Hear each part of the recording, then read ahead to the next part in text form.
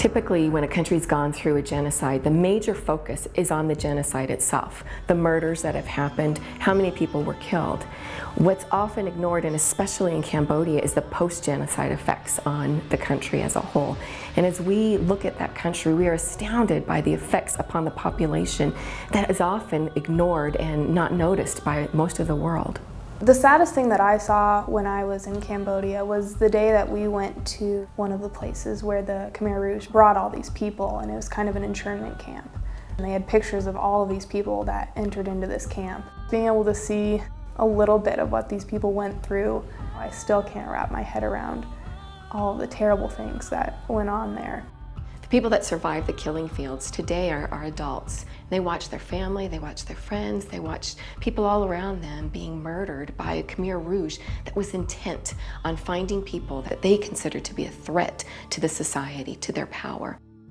The population that remains in Cambodia has an average age of 28 years old. That feels like they have no confidence, they have nothing to offer the society, and they have no skills to rebuild the country.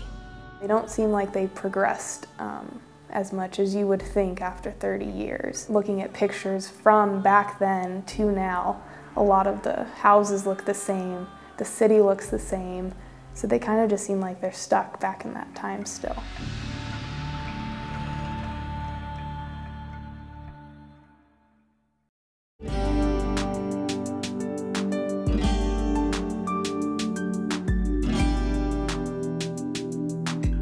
Our work in Thailand has allowed us to follow some open doors that are happening on the Thai-Cambodia border.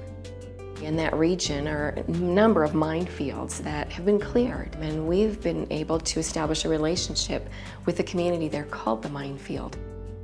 It's a mile or so off the main road. You walk through the rice fields, and you really almost don't even know you're in a village when you're there. Most of them had built a very crude shelter within there, but really for the most part, none of those people have really even begun the process of making that somewhere that is sustainable for them as a place that they can live.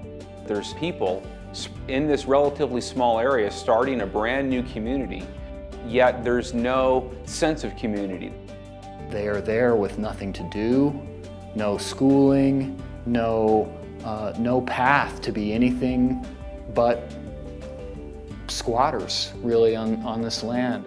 In the minefield, the children that are living there, some 300 to 400 children, are not in school. So the children there spend their days playing in the fields, watching their younger siblings, really not participating in anything. I had the opportunity to sit down with lots of the kids and interview them one-on-one with an interpreter.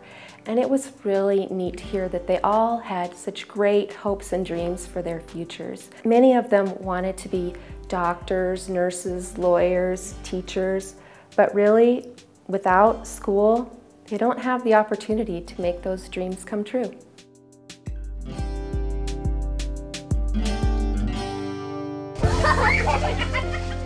Parents of these children came and watched what was happening, and the consistent thing that those parents continued to ask us for was that we would educate their kids. What we don't want to do as an organization is we don't want to come in and invest and leave. We want to be able to give them the sustainable resources to build a community, to build a life for themselves.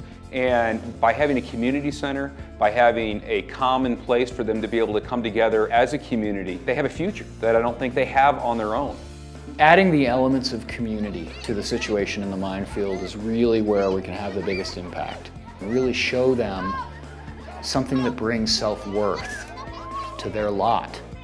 After going to Cambodia and coming back home and really being able to think through it and think, you know, if they had a church, if they had a place just to meet and gather and be able to get an education for their kids, just the hope that those little things would bring, and see how the small things that we can do from Colorado or from the United States can make a lasting effect on the people there in Cambodia.